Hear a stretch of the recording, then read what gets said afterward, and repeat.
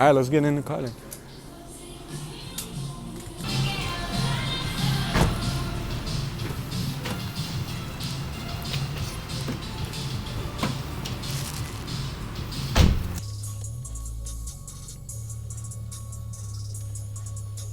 I could almost try a different exit, possibly. Bro, I remember one of the first things I did when I got when I basically got to LA and hopped in the car.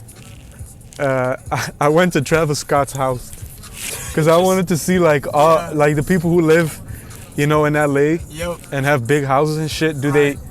Is it even accessible? Is it a gated community? And to my surprise, it wasn't a gated community at all.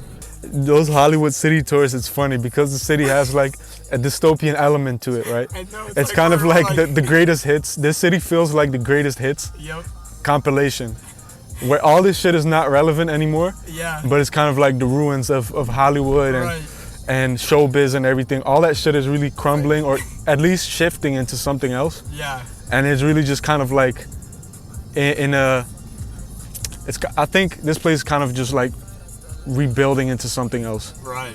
Because as a foreigner looking in, Hollywood still has that connotation of being the center of media. It kind of still is in a sense. Yeah. And that's what you picture it would look like.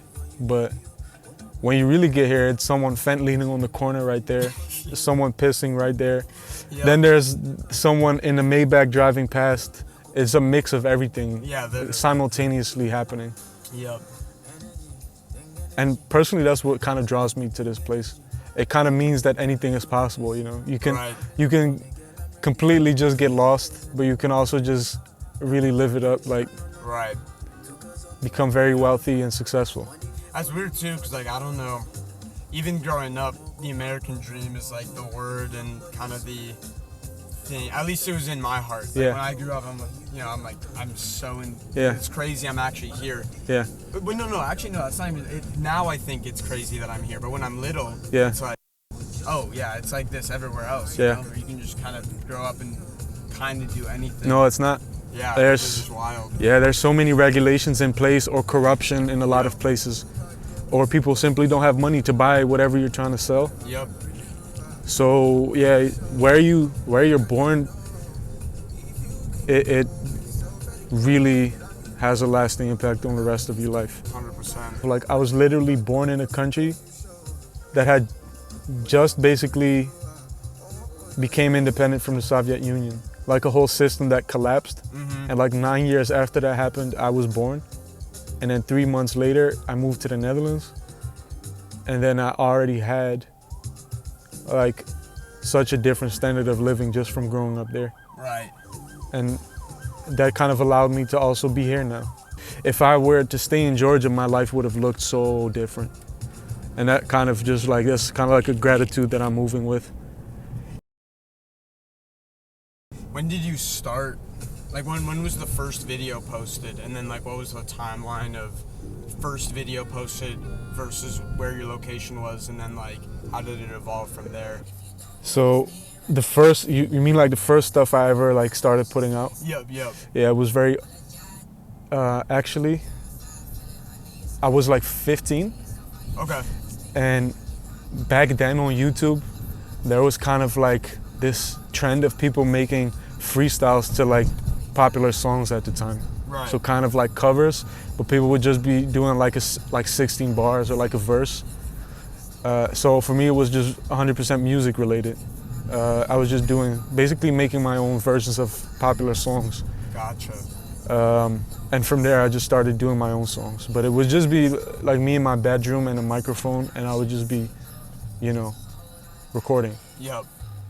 Kind of similar to how people now do streams of the recording process. Yep. It'd be like that, but it'd be more like curated. I would have the verse pre-written, and so it was kind of like that. I see. But that was way before social media became like a big thing. That was like around Facebook days.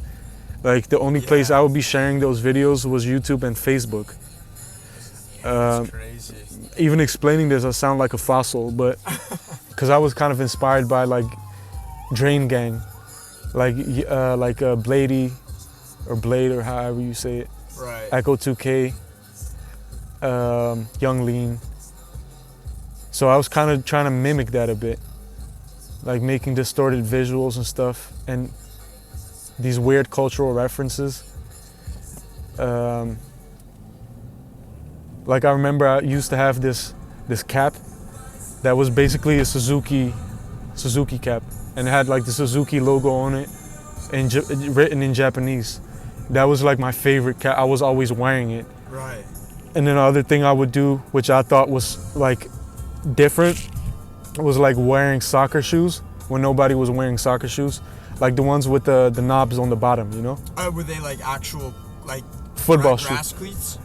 Yeah, grass cleats. Yeah, I know there's like turf ones that are more like flat. Yeah. And then there's like the cleats. Yeah, that it was have the grass cleats. Yeah. I was wearing those, and I would just like make these little music videos where I was just wearing strange outfits and performing these weird songs that I was making. Yep. But that never went anywhere because, you know, I was really just stuck in my environment, which was just a bunch of boring. Nobody was really trying to hear none. Like nobody was interested in that. Yep. And that was kind of what I was limited to, because that was before the internet became algorithmic.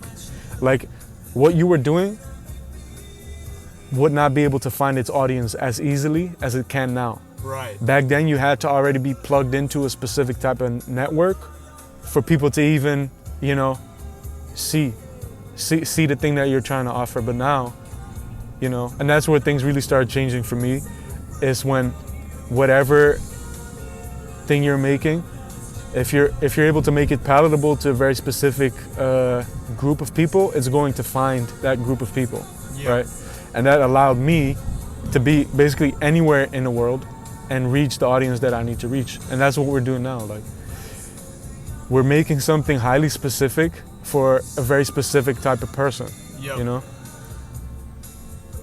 Yeah, that's crazy. But that's so true though, because I'm thinking about like, you know, like the late night shows, like whatever, Jimmy Fallon, Jimmy Kimmel and stuff, like that's just such, honestly, boring media, but it's like that's because it literally just needed to reach as many people as humanly possible at like 10 o'clock. Yeah. And it had to reach like, everyone had to like understand it and somewhat enjoy it. Yeah, it was really mass media. That's crazy. Now everything happens at the same time, you know, simultaneously. Yep. All these different things are going on at the same time. Yeah. But throughout that process, I think it took about like 12 years to really find a pocket, you know, of where whatever form of art or creation I'm into is reaching the people that need to see it. Right. You know, I would not be able to do this like even 5 years ago. You know, right. The tech and the way it works now, how the system works, you know, is really the key. Mm-hmm. Well, I wouldn't say the key, but the infrastructure at least.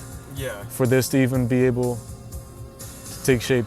When was even the first AI visuals and or scripts? We started using AI images at first. Okay, yep. Like, and this was like 2 years ago. Like, videos were almost non-existent at that time. Like really, it was whack. It was tough. But it would usually be images that people who watched our videos sent in, like that I would receive through DMs. For example, I think there was this one koala type of character who had a knife, which eventually ended up being the cover of a song that I dropped back then. But it became like a recurring character in the lore. Yep. But it was something that somebody had sent in. Me back then, I wasn't really well versed in AI image generation at all. So I would just go off of what people were sending in. And back then I had also not really expected it to become more of like a tool that we really use. But it naturally progressed into that because of the tech, again. It evolved in such a short amount of time. Right. And You know, it's kind of like the logical decision that you make when you make this type of stuff.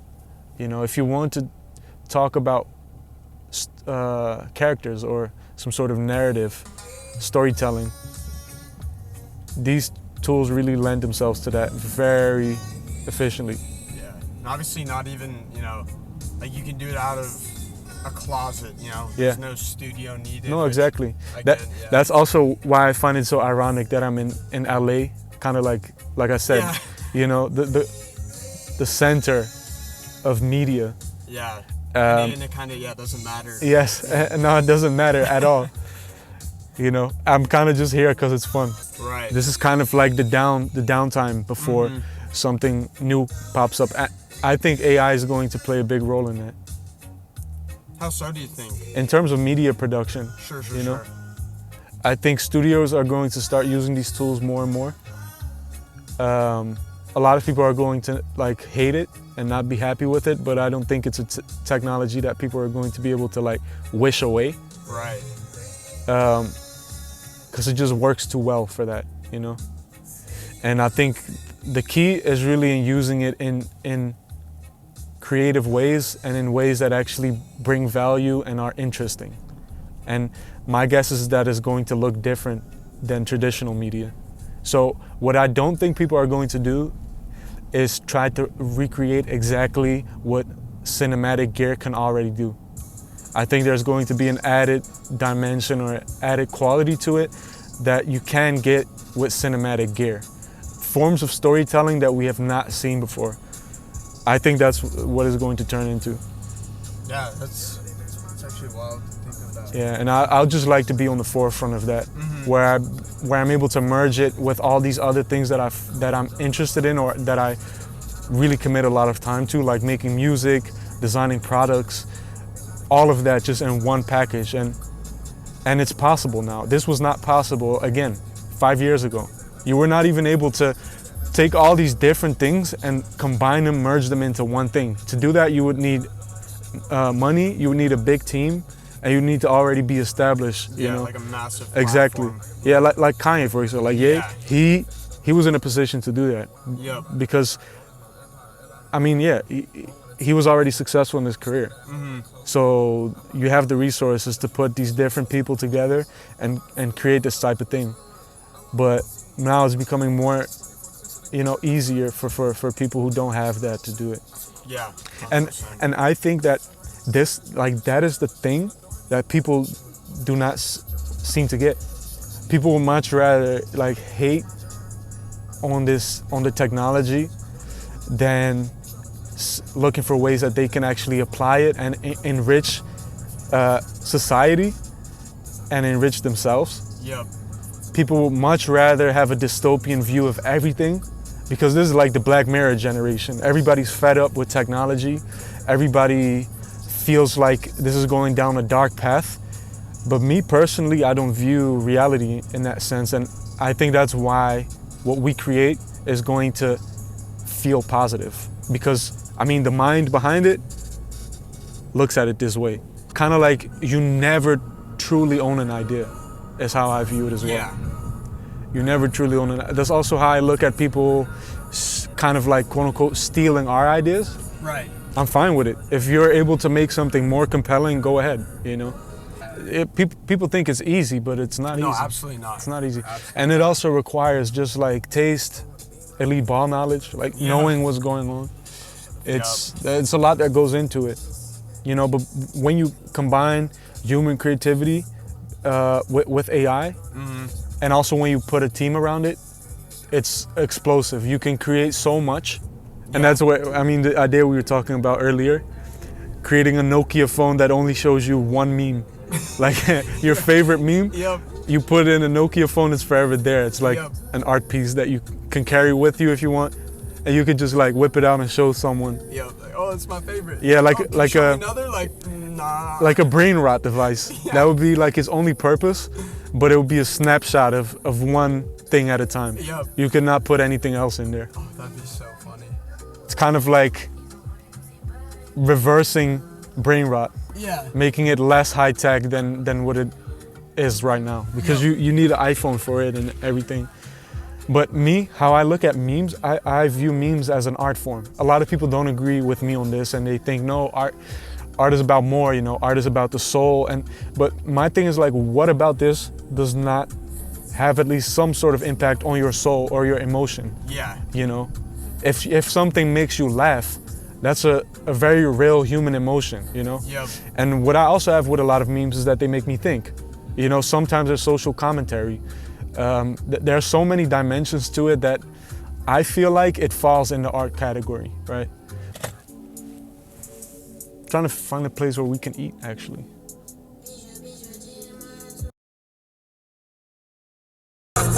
And on my back, Ronaldinho, let's start school, come on, riding along. Brand new football, we doing the brain. Brand new Cavalli, I'm showing my face. Smoking on cyber, rocks and pants, just came from Spain. Black tarantula under my hair and I ride it from Sancho Bay. I hit stuff over edge of the boat, none of my shots can say. Yeah, kilo, landed in Rio, down Janeiro, go from De Niro. Like, this is a real, like, a part of this society and of life. And you can't forget about these people. They're here, you know?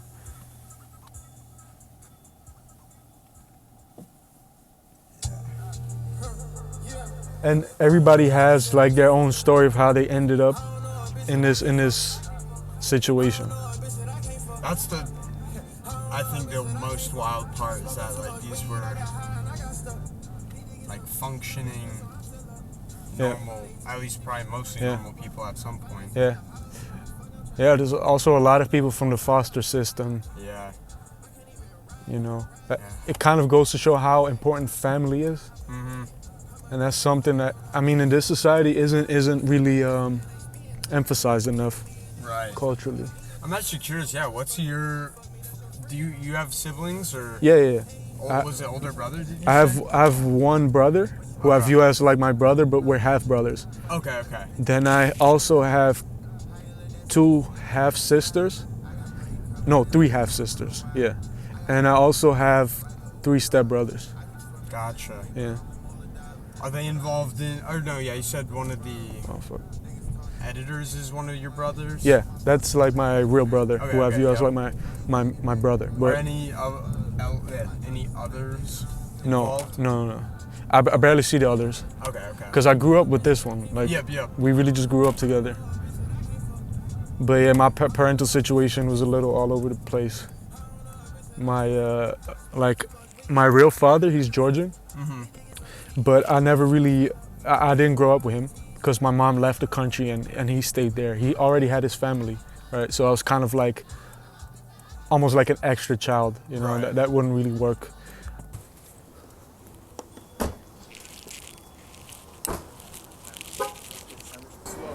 All right. This microphone actually doesn't have that much of a battery. Yeah, it's almost through.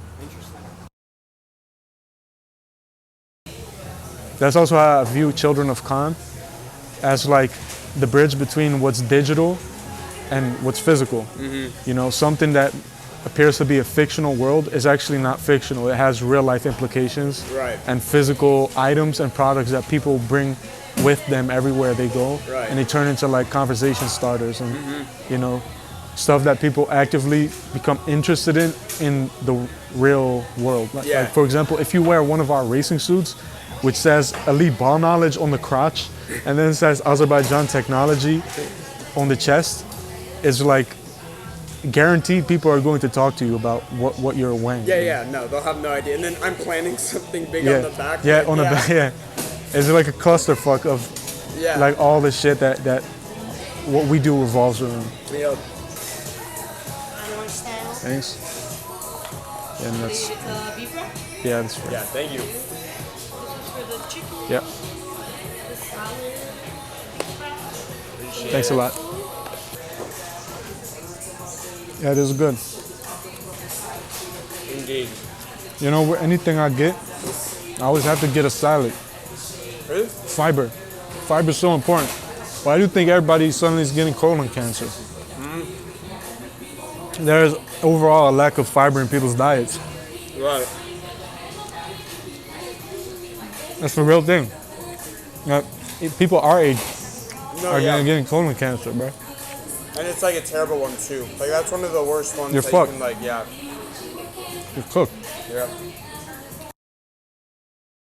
What's your idea though of like how manifestation works? Because like when I hear it, I guess I think of like you think of something and it magically like like kind of like pops in front of you, or like it's like like I think honestly I think about like girls like manifesting things on like TikTok where they're like I'm manifesting a G-Wagon. It's like you want a G-Wagon, but like I don't know. Obviously, I don't know them. Maybe they are working towards, or like putting themselves in the right situation to own that. But they're like, it seems to surface level and like magic to me. I do think there might be a magical, metaphysical aspect to it. I just can't prove it. Right. That for me, what it's mostly about is informing your own mind, and informing your own kind of like subconscious mind. Repeating specific things to yourself, where you actually start believing it from the core of like your brain or your soul, whatever you want to call it. Yep. Which again allows you to act in the correct way. Yeah. Right. So for me, it's kind of like a repetitive game. Yep. Where you prime yourself mentally to create specific outcomes, but it's very direct. It's all in how you act. I don't know about external things that can happen. I kind of do believe in that to a certain extent as well. I just don't know how to prove that. Yeah. You know? Yeah, and honestly, at the end of the day, there is no way to prove it because it's just like same with like religion. Yeah. People believe in these things deeply, but there's no way they can prove it scientifically. Yep. I would say there's probably some scientific neuroscience way you could explain this phenomenon we kind of just described. Where your mind is capable of a lot of shit. Yeah. But the same can't really be said for all the metaphysical, stuff out there. Yeah. Which I'm not closing myself off, of that being a possibility.